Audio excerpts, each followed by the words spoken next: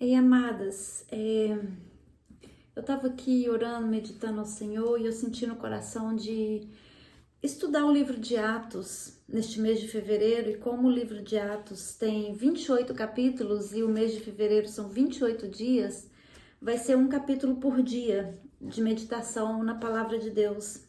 E à medida que o Espírito Santo foi falando no meu coração, eu senti o desejo de compartilhar com vocês desse livro maravilhoso que conta, que relata o começo da igreja, de como a igreja começou, como foi o mover do Espírito Santo no começo, como ele ungiu os apóstolos para pregar o evangelho, as maravilhas que eram operadas, as curas que aconteciam, os milagres, como que Deus moveu. E eu vejo que nós estamos vivendo épocas, nós estamos vivendo um tempo em que o Espírito Santo vai começar um reavivamento, vai começar um mover tremendo nas nossas vidas, na igreja, e nós precisamos estar preparados, nós precisamos estar firmados na palavra de Deus para que nós não sejamos enganados por falsas doutrinas, por ventos de doutrinas, por falsos profetas, por falsas profecias. Então aquele que é de Deus, ele tem que estar preparado e firmado na palavra. Então, se você gostaria de compartilhar comigo, de acompanhar comigo a leitura da palavra, eu não vou nem editar vídeo, nem estou fazendo produção, sem maquiagem, sem nada, porque eu quero compartilhar a palavra de Deus com você. Então, se você gostaria de meditar comigo, assista esse vídeo, vamos meditar no livro de Atos, que eu creio que Deus vai falar grandemente ao nosso coração neste mês de fevereiro, para que nós possamos começar um ano firmados na presença do Senhor, na palavra dele, porque eu tenho certeza que maravilhas vão acontecer em nossas vidas, amém? Então vamos à leitura de Atos capítulo 1, que diz assim: Fiz o primeiro tratado, ó Teófilo, acerca de tudo que Jesus começou não só a fazer, mas a ensinar. Aqui deixa eu só explicar para vocês que aqui quem escreve o livro de Atos dos Apóstolos é Lucas. Ele escreve uma carta direcionada a Teófilo, onde ele relata todos os acontecidos, né?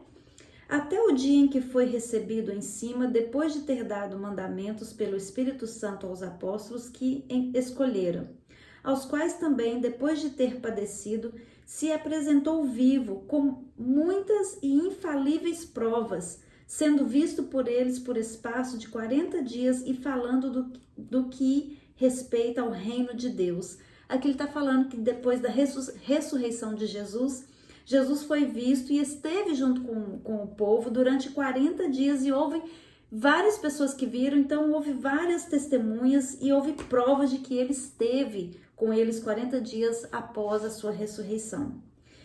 E estando com eles, determinou-lhes que não se ausentassem de Jerusalém, mas que esperassem a promessa do Pai, que disse: De mim ouvistes. Porque, na verdade, João batizou com água, mas vós sereis batizados com o Espírito Santo, não muito depois desses dias. Jesus aqui instruindo os apóstolos para ficar em Jerusalém, porque eles seriam batizados com o Espírito Santo. Versículo 6. Aqueles, pois, que se haviam reunido, perguntaram-lhe, dizendo: Senhor, restaurará tu neste tempo o reino de Israel? E disse-lhe: Não vos pertence saber os tempos ou as estações que o Pai estabeleceu pelo seu próprio poder. Mas recebereis a virtude do Espírito Santo que há de vir sobre vós, e ser-me-eis testemunhas, tanto em Jerusalém como em toda a Judéia e Samaria e até os confins da terra. Amadas, olha a promessa de Deus aqui. Vocês vão receber virtude do Espírito Santo e sereis minhas testemunhas. Minhas testemunhas, tanto em Jerusalém como em toda a Judéia e Samaria, até os confins da terra. Deus está falando para você que você vai ser testemunha dele, que é para você começar a pregar o evangelho, tanto em Samaria como em Jerusalém, Judéia, Samaria, os confins da terra. Quer dizer o quê? É na sua casa, no seu bairro, na sua cidade, espalhar. Graças a Deus pela internet hoje, pelas redes sociais, que você pode espalhar as boas novas, pode espalhar a palavra de Deus, porque Jesus está voltando e ele está nos chamando a pregar a sua palavra. E quando dizia isto, vendo eles, foi levado às alturas, e uma nuvem o recebeu, ocultando aos seus olhos. E estando com os olhos fitos no céu, enquanto ele subia, eis que junto dele se puseram 2 varões vestidos de branco, os quais lhe disseram: Varões galileus, Por que estáis olhando para o céu? Esse Jesus que dentre vós foi recebido em cima no céu, há de vir assim como para os céus vistes ir. Então voltaram para Jerusalém, do monte chamado das Oliveiras, o qual está perto de Jerusalém, à distância do caminho de um sábado. E entrando, subiram ao cenáculo onde habitavam Pedro, Tiago, João, André e Filipe, e Tomé, Bartolomeu e Mateus, Tiago, filho de Alfeu, Simão, o Zelote, e Judas, filho de Tiago. Todos estes perseveravam unanimemente em oração e súplicas com as mulheres, e Maria, mãe de Jesus, e com seus irmãos. Veja bem, aqui quando Jesus estava falando para eles essas coisas, Jesus foi levado aos céus, ele subiu aos céus, e os discípulos, os apóstolos ficaram ali atordoados, olhando aquilo, tipo assim, o que está acontecendo? Será que eu estou vendo isso mesmo? E aí apareceram 2 varões vestidos de branco, 2 anjos falando com ele, olha, não fica assustado não em ver esse Jesus subindo, porque da mesma maneira que você está vendo ele subir, ele vai descer. Olha a promessa de Deus, ele vai descer, amadas. Deus promete que Jesus vai descer e isso não está longe de acontecer, não. E fala assim, ó, volta lá para Jerusalém e fica lá. E diz a palavra de Deus que eles voltaram à casa onde eles estavam ficando, que era no 2º andar, e ficaram ali unânimes em oração. É tempo da igreja estar unânime em oração. É tempo da igreja estar buscando a Deus em oração. Igreja desperta, irmãs, desperta. É tempo de orar, é tempo de buscar a Deus, é tempo de voltar às práticas do primeiro amor, de voltar ao evangelho simples, de voltar ao evangelho do início, que é pregar salvação, que é pregar cura, que é abençoar as pessoas, que é pregar libertação, que é anunciar o amor e o perdão de Jesus, amém? Então veja bem, eles voltaram ali e ficaram. E aí diz que no versículo 15 o seguinte, e naqueles dias, levantando-se Pedro, no meio dos discípulos, ora, a multidão junta era de quase 120 pessoas, ali já não estavam somente mais os 12 apóstolos, mas haviam ali 120 pessoas, e ele disse, varões e irmãos, convinha que se cumprisse a escritura que o Espírito Santo predisse pela boca de Davi, acerca de Judas, que foi guia daqueles que prenderam a Jesus, porque foi contado conosco e alcançou sorte neste ministério.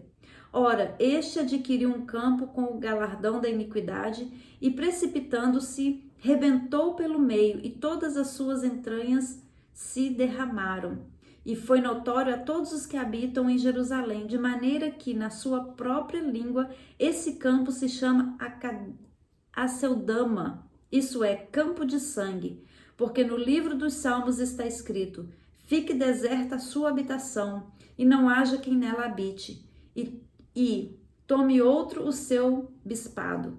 É necessário, pois, que dos varões que conviveram conosco todo o tempo em que o Senhor Jesus entrou e saiu entre nós, começando desde o batismo de João até o dia em que dentre nós foi recebido em cima, um deles se faça conosco testemunha da sua ressurreição. E apresentaram 2, José, chamado Barsabás, que tinha por sobrenome Justo, e Matias. E orando disseram, tu, Senhor, conhecedor do coração de todos, mostra qual dentre desses 2 tens escolhido, para que tome parte nesse ministério e apostolado, de que Judas se desviou para ir para o seu próprio lugar. E lançando-lhe sorte, caiu a sorte sobre Matias, e por voto comum foi contado com os 11 apóstolos. Veja bem o que aconteceu aqui. Aqui Pedro se levanta no meio deles e fala assim, olha, Jesus escolheu 12, então é melhor que nós sejamos 12 apóstolos. Mas como Judas traiu Jesus, e aqui, vocês viram o fim dele? Que coisa horrorosa. Ele, além dele se enforcar, diz aqui que quando ele se enforcou, ele caiu, e provavelmente ele deve ter caído de uma altura muito alta, talvez a árvore onde ele se enforcou estava perto de um despenhadeiro, né, ou algo parecido. E diz aqui que ele caiu, e quando ele caiu, ele se partiu ao meio, ao ponto das suas entranhas ficar tudo para fora. Olha que coisa horrorosa, que fim triste que teve Judas, aquele que traiu Jesus, misericórdia. Então aqui eles falam que a terra que ele comprou com o dinheiro que ele ganhou para trair Jesus, ele foi lá e se enforcou nessa terra. Então essa terra se tornou uma terra amaldiçoada. Eles colocaram o nome dessa terra de lugar de sangue, terra de sangue, e que ninguém mais queria morar naquele lugar. Então eles escolheram outra pessoa, eles oraram a Deus, pediram orientação de Deus para que Deus os ajudasse a escolher um substituto. Então eles lançaram a sorte e a sorte caiu para Matias. Quando diz lançar a sorte, não está falando em jogo, ficar jogando com a sorte, nada disso. Eles oraram a Deus e pediram a Deus que mostrassem para eles qual dos dois que eles tinham escolhido seria a substituir Judas, porque Deus é quem conhece o coração. E aqui nós aprendemos que o chamado ele vem de Deus, que é Deus que te escolhe, que entre tantos é Deus que te escolhe, porque Deus conhece o seu coração, Deus conhece a intenção do seu coração, Deus conhece a sinceridade, a integreza do seu coração. Então é Ele quem escolhe. O homem pode apontar, o homem pode falar assim, eu quero esse, mas Deus fala assim, mas eu escolho esse, eu escolho você. Então você é uma escolhida de Deus para pregar o evangelho, você é uma escolhida de Deus para impor as mãos sobre os enfermos, você é uma escolhida de Deus para orar, para ministrar, você é uma escolhida de Deus para passar por cima dos seus problemas e abençoar o outro que está precisando, porque quando você ora pelo outro, você é abençoado. Foi assim com Jó. Jó, quando estava enfermo, ele ficou ali lamentando o seu estado, mas quando ele decidiu orar pelos seus amigos, foi quando Deus restaurou a sua sorte. Então não importa a sua situação, não importa o que você está vivendo, não importa os problemas que você está enfrentando, não importa como está a sua casa, a sua família. Pregue, ministre, abençoe o seu próximo, abençoe seu vizinho, a sua vizinha, abençoe os seus filhos, abençoe a sua casa, seja um vaso de bênção, seja um escolhido de Deus, uma escolhida de Deus para levar o evangelho, porque, amadas, Deus está preparando a sua noiva. Oh, glória, o Espírito Santo está para fazer um reboliço, um avivamento, Deus está preparando a sua noiva, e Deus manda falar para você, se prepara para você fazer parte das 5 virgens sábias, que vão estar com o azeite cheio, vão estar cheias de azeite, vão estar com as suas lâmpadas cheias de azeite, preparadas para a vinda do nosso Senhor. Então, amadas, se prepare em nome de Jesus, porque grandes coisas Deus está para realizar. E nós vamos fazer parte disso, amém? Beijo no coração, Deus abençoe e até amanhã para o capítulo 2 de Atos. Beijos!